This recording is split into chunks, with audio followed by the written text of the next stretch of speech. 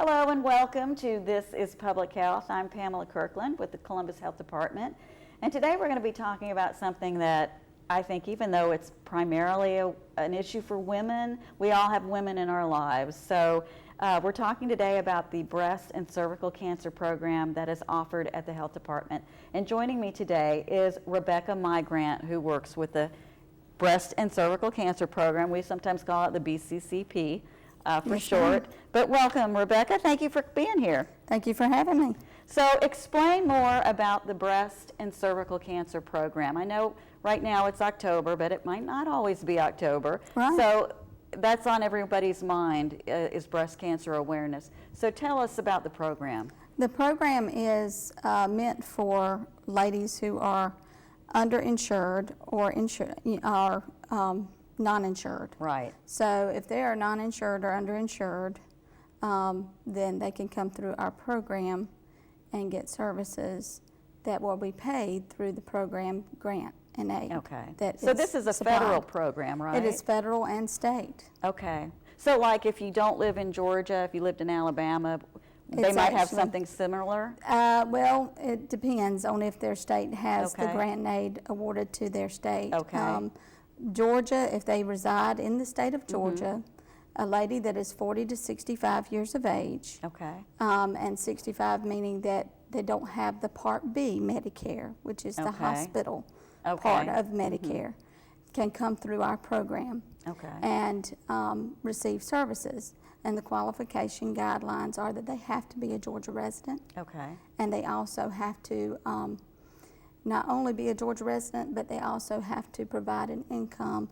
Now, each one of our counties are supplied with that scale based on family and based on the income. So does it vary from county to county, or is it one throughout the state? It's one throughout the state. This whole scale is the same for every county and every district of the state of Georgia. Okay, so this program is set up to help women get that screening for cancer, right? Screening and diagnostics, if there's a need for diagnostics. We do have several women with concerns. They may enter our program with a breast exam that they've done on their own with their monthly breast exams and have found something and are questioning whether or not they need diagnostics and are concerned. And we merit their concern by getting a nurse to check them out at our county health departments and then referring them through the program. Okay, so the breast part of that program centers on the breast exams, the clinical exams. What happens if, say in that situation, a woman comes in, she's found a lump or something that is not normal for her, and she comes in, what happens then? How does that work if she's eligible for services? Yes, if a lady has found a lump in her breast on her own, or even she's gone to the doctor for her yearly exam and her insurance only paid for a yearly exam, didn't pay for diagnostics, that's what we call underinsured. Right. Then if the doctor found it and wanted to refer her to the program for diagnostics, that is something that we help with. And once they come into the health department, the staff at the front desk normally processes them through the program based on the income guidelines and whether or not they're eligible. Once they are qualified for the program, they come back to the back, see a nurse practitioner, or either see a regular RN or BSN RN. So if they see those nurses, and they'll do what is called a clinical breast exam, to determine where those lumps are found upon clinical examination. And then we send them for diagnostics based on that. So if there's a diagnostic mammogram needed, it can be, say they found lumps in both breasts, the right and the left, it would be considered a bilateral diagnostic mammogram that we would send them for, and an ultrasound, because a lot of the times we find that the older the women are through our program, that there may be a need for them to actually look at certain things in the breast relating to calcifications or density in the breast that the radiologist is seeing, that there is a need for the ultrasound to be done as well. Oh, so okay. we definitely want to make sure we don't miss anything. Right. And we allow the radiologists that we're contracted with, or the facilities Mm-hmm. that we're contracted with, to have that availability to use. So the mammograms are not done at the health department. They're referred out to a facility for that. Correct. But so is that when they determine whether or not an ultrasound is also needed, or is it just the mammogram, or does it depend on each case? It really depends on each case. We have some ladies that we may not find a breast lump in when we do our clinical breast exam in the counties. Our nurses, if they don't find anything, and they send them for a yearly screening. Right. Our age 50 to 65 is Right. normally supposed to be getting a yearly mammogram. So if they're getting a yearly mammogram and they haven't had any prior problems, then naturally Right. we're going to send them for a screening yearly. But if, say, the radiologist sees something that they really can't determine, they can send them back to us and say, we need diagnostics. And in that case, we would then order the Right. diagnostic mammo and ultrasound at that time. So there's never any need to worry about us not, us dropping the care need Right. based on Right. whether or not the radiologist finds something. Okay, what about the situation, say a woman has a family history of breast cancer, and say she's only 38, but she does have a immediate family member who's had breast cancer, and are you able to help someone in that situation? Yes, someone that is, say, age 38, if she had a problem with her breast, she could call up the county health department that she resides in, the county that she resides, and she could ask them if she could be seen by a nurse to check her breasts for the abnormality that she's finding. If she comes into the health department for her appointment, if and when, Right. she can then see the nurse in the back, and the nurse will determine whether or not she is income eligible Right. for the program and send her through the program at that time Okay. of the service. Now, they normally see them under family planning, what's considered family planning program first, Okay. and then refer them from there once they find their abnormal findings. Well, that is good to know, because sometimes, you don't always, it's not always as cut and dry as, those guidelines and the specifics are. That's really good to know. So when we come back, we're going to talk about the cervical cancer component of the program. So stay with us. We'll be back shortly. Greens, okra, peaches, watermelon, plums, and cantaloupe. This is available to WIC clients who live in Chattahoochee, Clay, Harris, Macon, Marion, Muskogee, Quitman, Randolph, Stewart, Sumter, Talbot, and Taylor counties. Coupons are available on a first-come, first-served basis. Call your health department for details. Se habla español. Some say e-cigarettes aren't dangerous, But science shows nicotine can harm teens' developing brains. no matter how they're exposed. Let's do an experiment to find out. Here's a teen who won't be using e-cigarettes. Now we need one willing to risk their brain development. Anyone care to volunteer your kid? Anyone? I'm Dr. Vivek Murthy, U.S. Surgeon General. Your kids are not an experiment. Protect them from e-cigarettes. Welcome back, and joining me right now is Rebecca Mygrant with the Breast and Cervical Cancer Program that is offered through the Columbus Health Department and also in all our counties of the West Central Health District. That is correct, right? This That is program correct. is available in every county. In every county. In every county. Now, do they have to go to a specific location, or is it in their, actually can be seen in each county? They can actually Can be be seen seen. in each county for this program. Okay, great. So the cervical cancer part, and we've heard a lot of talk about cervical cancer and with screenings and the fact about HPV and the HPV vaccine that's getting a lot of attention. So talk to us about the cervical cancer part of the program. The cervical cancer part of the program is meant for ladies that are age 20 and above. Once they turn the age of 20, they can get a PAP done they will come under family planning originally, but the breast and cervical cancer program actually picks up the cost of that Pap smear and the lab cost. Okay. So any Pap smear that is done under our county health departments is covered by a grant provided to the breast and cervical cancer program for that. Once they get a Pap smear done at the county health department, if it should come back abnormal, then we follow that patient to see if there is a need for them at that time to have a colposcopy. Okay, that sounds kind of scary. Yeah. What does that involve? A colposcopy is basically a diagnostic testing of basically cervical tissue that is questionable for an abnormality. Okay. When they have an abnormal Pap smear, we then can determine based on the abnormality whether there is a need for that colposcopy.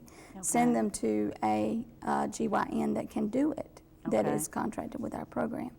And we will send them, you know, most of the time they're within, not far from the counties in which, you know, they reside. So, you know, if they resided in Columbus, there's a place in Columbus to send them. If they resided in Americus, there's a place in Americus that we could send them so that they're close. So, yeah, you know, that's really good that these programs are not just, oh, gee, we found this and you're going to have to find somebody else to fix it.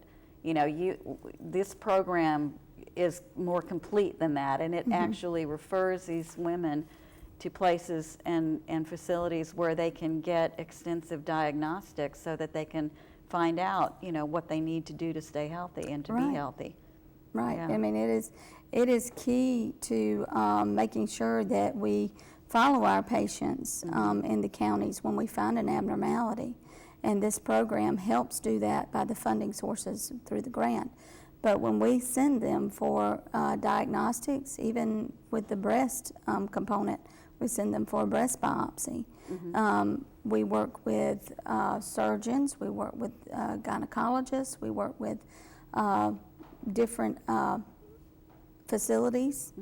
We have 7 contracted facilities in our district that we are contracted with to send for mammogram and diagnostic mammograms and biopsies. So we have many outlets, many ways to branch out and refer. And we definitely want to make sure that we take care of our patients the best we can. Right. And Now, findings. You've been with this program for a while, haven't Yes, you? 8 years. 8 years. Coming up on 8 years. So you've met a lot of women. Have you come across any things that any women or cases that stick out in your mind as being memorable, or just things that have really just made you go, thank God I'm doing this and helping these women? Yes, I have had many cases throughout the years that really stick out in my mind. One in particular is a lady that was, she was a part-time employee at a store. She first resided in Alabama originally and came and moved over to Georgia and did not know where to go for when she found out that she had the possibility of a lump that had come back in her breast because she had had cancer before in her breast when she was in Alabama. So she knew all the outlets in Alabama of where to go, but she had no idea where to go. And she was part-time, so did she not have insurance? Exactly. She did not have health insurance. Okay. So she got my phone number personally from the head office at the state level, and then contacted me, and I gave her all the information of the program, made sure that we had her referred the right direction.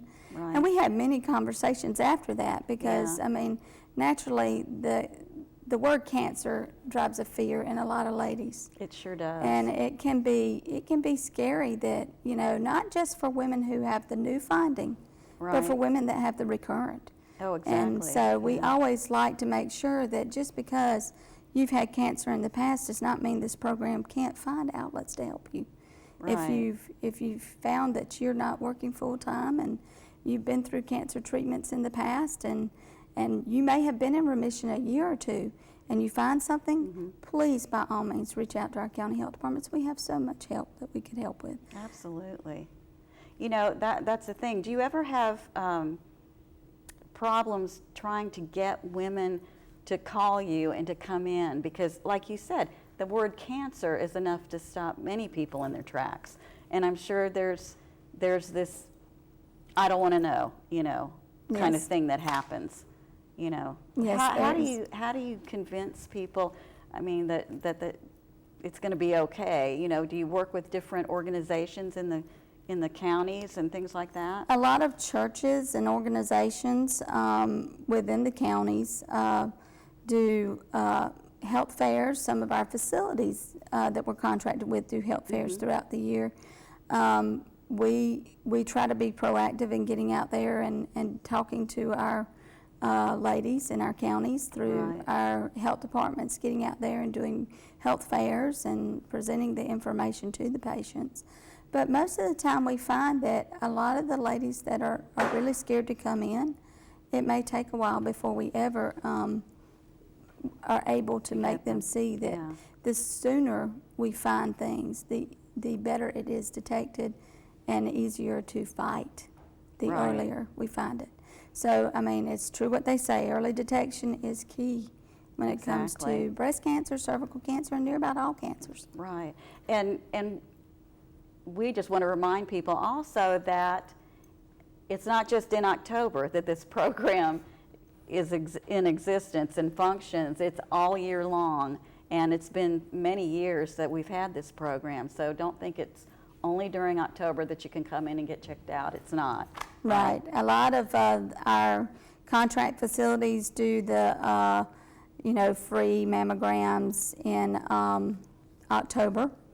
And sometimes we even find that we get a lot of referrals at that time from our facilities, because a lot of the ladies that get those free mammograms at that time from them may have something that the radiologist finds and refers them to us. So it has been a very good way for us to network with our facilities and network with other things like the Belk Mobile Unit that does with the Belk stores. So when the Belk Mobile Unit finds one that they need to refer, they reach out to us. They let us know what county the patient lives in. We send them to the county health department, and then we move forward. So it's always a step in place for any abnormality, or even just to get the lady screened is just our real excited to help any way we can. We're really excited to see them. Yeah, absolutely. Okay, so when we come back, we will wrap up and just have a few more questions about the breast and cervical cancer program offered at the health departments in Georgia. So stay with us. Hi, I'm Skip Henderson, Mayor of Columbus, Georgia. You know, there are a lot of resources within our community that most folks don't think of as city services, and yet your tax dollars go to help support them. One such organization is the Health Department. The Health Department provides a wide range of activities and services that you need to know how to access. Let's go visit them and take a look. Hi, I'm Pamela Kirkland with the Columbus Health Department. You know, we have a lot of great restaurants here in town, and if you'd like to open a food service establishment, this video will explain some of the things that you need to know. The first thing you need to do is complete an application packet from the Environmental Health Department, which can be picked up at our office, requested by mail, or by downloading from our website, columbushealth.com. There are different requirements based on the type of food service establishment you want to open. Regardless of the type, you'll need to supply a complete menu of the foods you plan to offer, as well as a floor plan or diagram of the kitchen and the types of equipment that you'll be using, along with the manufacturer's specifications for that equipment. You'll also need to have approval from the Columbus Fire Marshal and the Columbus Water Works. The application and plan review fee is $150, and once all is approved and a satisfactory inspection is conducted, a food service permit may be issued. Once you receive a food service permit, you can then apply for a business license for your food service operation. We hope this video has been helpful. If you'd like more information, please give us a call at 706-321-6170 or visit the environmental health page at columbushealth.com. Welcome back. We're just wrapping up with Rebecca Migrant, who works with the Breast and Cervical Cancer Program in the health departments here in Georgia. So Rebecca, are there certain days or times that these women can come in and get checked out for breast or cervical cancer and go through your program, or what? How does that work? Most counties have the appointment scheduled already in their systems for the breast and cervical cancer program. If there is an abnormality that they find and they want to get in as soon as possible, my suggestion is they talk to the nurse manager of that county to find out how much sooner they can get in. But other than that, the appointments don't get booked up as fast as you would think. So it would be, in their best interest to call as soon as they know. Okay, so there's not set times. I mean, they need to just call the county health department where they're living, and they can set up the appointment and talk to the nurse manager that day and get things rolling, right? Right. Okay, so go over again with us the age requirements for the breast cancer part and the cervical cancer part. The age requirements for the breast part of the cervical program are basically 40 to 65 years of age. Okay. The lady has to be a Georgia resident, and with the 40 to 65, if they're on Medicare Part A only, Okay. and have not received the Part B as of yet, Okay. they will be qualified to see the program. All right. And then what are the ages for the cervical cancer portion? The cervical cancer portion is actually age 20 and above, gets a PAP at the county health department under the family planning program. If they are already 40 and above, they can already get put in the breast and cervical cancer program without referral. Okay. But if they are under the age of 40, then they get put in family planning, and the program picks up on the pap smear. Okay. And once they have an abnormal finding, like I say, with either one, we make sure we follow them to do the referrals. All right. So all you need to do to get started is just get started, and then we can help you with the rest. Well, thank you very much, Rebecca, for joining us today. We appreciate you coming down. Thank you. And if you have any questions, please visit our website, columbushealth.com. You can get a listing of all the counties in our district and all their contact information. If you'd like to call the Columbus Health Department, our number is 706-321-6300. We look forward to seeing you again next time on This is Public Health. I'm Pam Kirkland.